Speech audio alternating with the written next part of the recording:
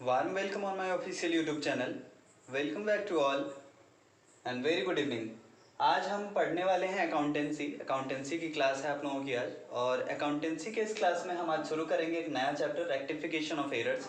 Trial balance हमने पिछले class में ख़त्म कर लिया था, तो रेक्टिफिकेशन ऑफ एरर्स चैप्टर को शुरू करेंगे और क्या क्या पढ़ेंगे आइए जानते हैं। और इससे पहले अगर आप इस चैनल पर नए हैं तो चैनल को सब्सक्राइब कर लें और ज़्यादा वीडियोस देखने के लिए बेल आइकन प्रेस कर दें ताकि आपको सही समय पे नोटिफिकेशंस मिल जाया करे। वीडियो अगर पसंद आती है, पढ़ाने का तरीका अगर पसंद आता है तो ज़्यादा से ज़्यादा लाइक, कमेंट और शेयर करें। आइए शुरू करते हैं अपना आज का ये क्लास। और अपने इस क्लास में रेक्टिफिकेशन ऑफ एरर्स के बारे में हम जानते हैं। तो रेक्टिफिकेशन ऑफ एरर्स, सबसे पहले जो ये आपका चैप्टर है इसका मतलब होता है त्रुटियों में सुधार।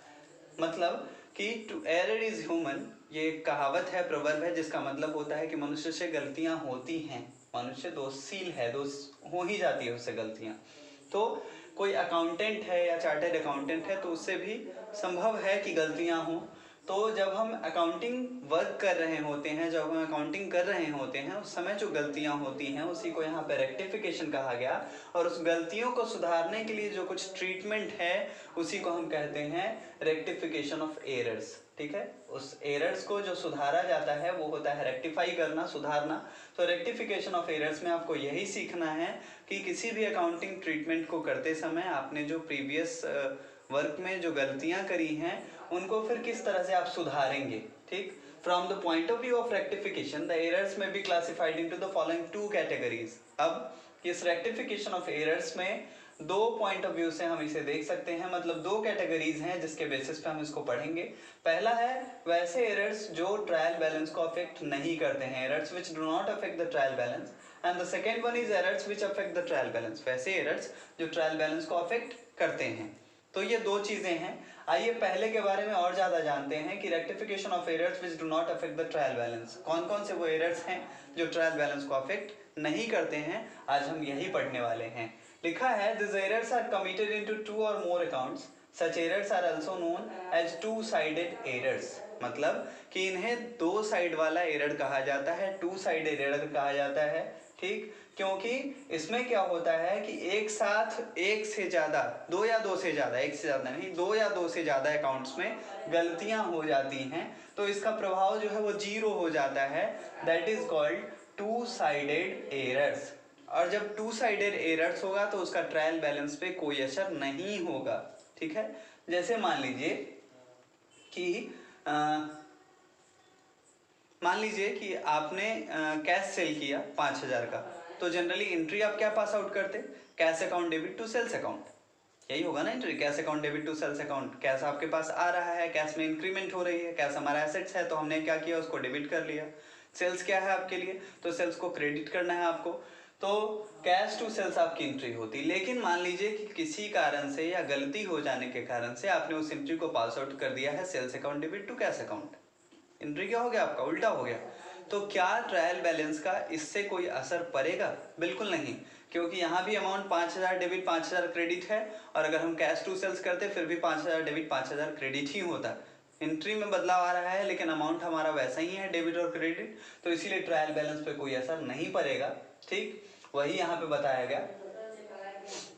अब आगे लिखा they can be rectified by recording a journal entry giving the correct debit and credit to the concerned account. और अब अगर बात करें हम इसको रेक्टिफाई करने की कि हाउ विल इट बी मेंड, इसको कैसे सुधारा जाए, तब क्या होगा, तब आपको उसके लिए करेक्ट डेबिट और क्रेडिट करके एक पास करनी होगी एंट्री, तब आप उस एरर को रेक्टिफाई कर पाओगे और रेक्टिफिकेशन ऑफ एरर्स सीख पाओगे। बात आ रही है समझ में? आगे बढ़ेंगे इस सेशन में। और एक एग्जांपल है यहाँ पे, complete commission to record an entry in the book of original entry. ठीक, मतलब इसका एक उदाहरण क्या है कि आप किसी एंट्री को करना ही बिल्कुल से भूल गए, कंप्लीट ओमिशन हो गया। जैसे इसी एंट्री की बात हम करें, या मान लीजिए कि आपने राम नाम के किसी व्यापारी को 5,000 का सामान उधार बेचा, तो आपकी एंट्री क्या होगी, तो आपकी एंट्री होगी Ram account debit to sales account. लेकिन आप जब एंट्री कर रहे थे तो आप भूल गए अचानक और वो एंट्री पास आउट ही नहीं होगी। ठीक, तो राम अकाउंट डेबिट भी गायब आपका, सेल्स अकाउंट क्रेडिट भी गायब, तो डेबिट से भी 5,000 गया, क्रेडिट से भी 5,000 गया, नतीजा क्या हो गया, जीरो, कोई असर नहीं पड़ा। तो इसीलिए इसका भी कोई असर जो है इस पे नहीं पड़ता है। Wrong recording of transaction in the books of account, ये पहला टाइप था। दूसरा है रॉन्ग रिकॉर्डिंग अगर आप कर लेते हैं किसी ट्रांजेक्शन का अपने बुक ऑफ अकाउंट में, जिसका उदाहरण अभी अभी मैंने आपको दिया कैश टू सेल्स वाला, कि अगर आप उसकी एंट्री उल्टा कर लेते हैं तो फिर क्या होगा। तो इससे भी कोई इफेक्ट हमारे ट्रांजेक्शन पे, ट्रायल बैलेंस पे नहीं होता है।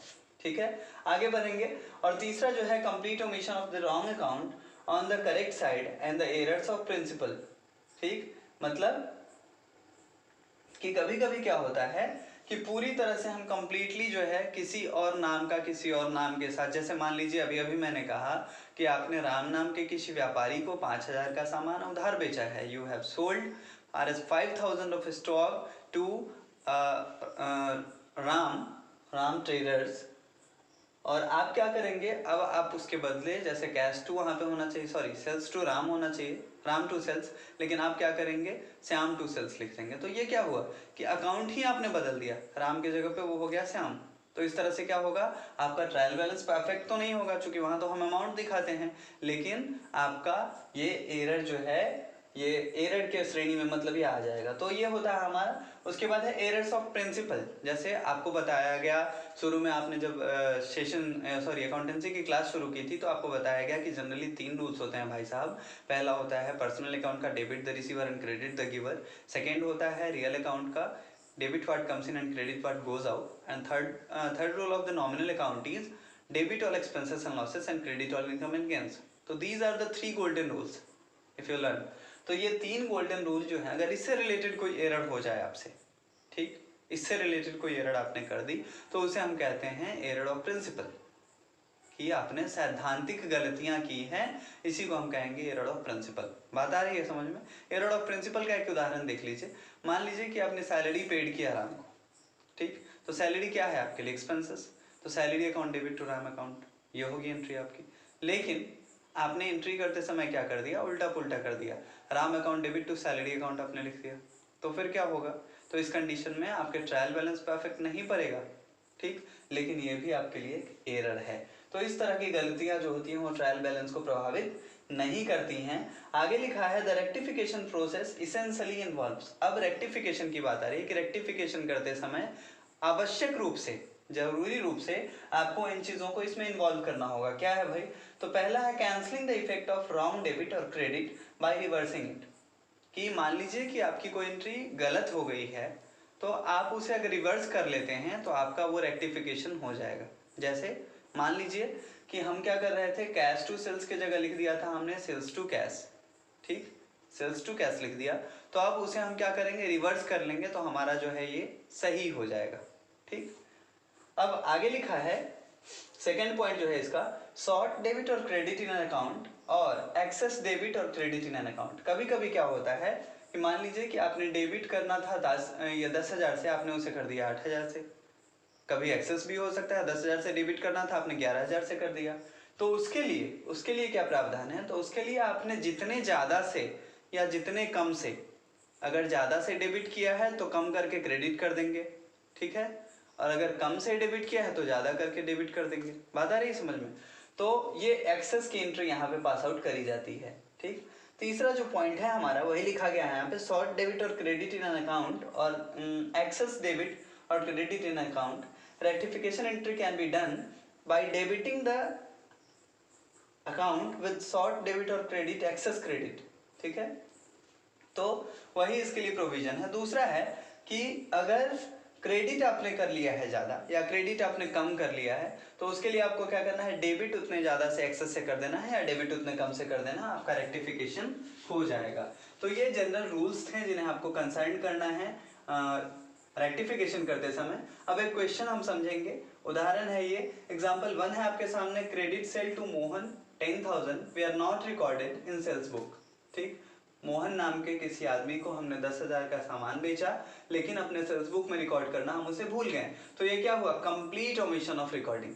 ठीक, ये पूरी तरह से गायब हो गया। तो आपको क्या करना है, आपको एक एंट्री पास आउट कर लेनी है, Mohan account debit to sale account, यही एंट्री पास आउट करेंगे ना हम। नरेशन मैंने यहाँ नहीं लिखा है, जब बनाएंगे क्वेश्चन, ये एग्जाम्पल है, क्वेश्चन जब बनाएंगे तो आपको समझाऊंगा मैं। तो Mohan account debit to sales account हमने कर दिया 10,000 10,000। उसके बाद बात करें हम अपने अगले पॉइंट की, तो दूसरा जो है हमारा पॉइंट, उसमें लिखा credit sale to Mohan 10,000 recorded as 1,000 in sales book. Zero का चक्कर हो गया भाई। 10,000 का इसने मोहन को गुड्स तो बेचा, लेकिन सेल्स बुक में एंट्री करते समय एक जीरो मिस हो गया, इसे लगा कि 1,000 है, 1,000 से इसने एंट्री कर दी। ठीक, तो इसके लिए आपको जो एंट्री पास आउट करनी होगी, अभी अभी मैंने क्या कहा, 1,000 से किया मतलब 9,000 कम से किया। ठीक है, 9,000 कम से क्या किया, सेल्स को क्रेडिट, सेल्स तो क्रेडिट ही करते हैं हम, सेल्स अकाउंट का क्रेडिट बैलेंस होता है। तो 9,000 कम से क्रेडिट किया, अब आपको क्या करना है, उसको सुधारने के लिए 9,000 बढ़ा के क्रेडिट कर लेना है। तो सेम चीज हम करेंगे Mohan account debit to sales account, और ये excess amount 10,000 minus 1,000 equal to 9,000. 9,000 will be shown both on debit और credit side. 9,000 9,000 clear to all। आगे बढ़ेंगे हम। तीसरा पॉइंट है हमारा credit sale to Mohan RS 10,000 were recorded as 12,000। अब तीसरा जो पॉइंट है इसमें कह रहा है कि क्रेडिट सेल हुआ मोहन को 10,000 का, लेकिन रिकॉर्डिंग उसकी कितनी की हो गई, ज्यादा की हो गई। कितनी ज्यादा, 12,000 की। ठीक, बारी बारी से हमने जो भी अभी रूल्स पढ़े थे, जो भी कंडीशंस पढ़े थे, अब उनको हम यूटिलाइज करना सीख कर रहे हैं, उसके एप्लीकेशंस को सीख रहे हैं। तो 10,000 का उधार बेचा, लेकिन 12,000 रिकॉर्ड कर लिया, तो एक्सेस क्या था, 2,000। सेल्स अकाउंट आपने 2,000 एक्सेस से क्रेडिट कर लिया है। अब क्या करना है, आपको 2,000 से डेबिट कर देना है। ठीक, एक्सेस आप कर चुके हैं ऑलरेडी, तो आपको डेबिट कर देना है। तो वही एंट्री पास आउट हो गई यहाँ पे, sales account debit to Mohan account, reverse भी हो गया, 2,000 2,000। बात आ गई समझ में आपके।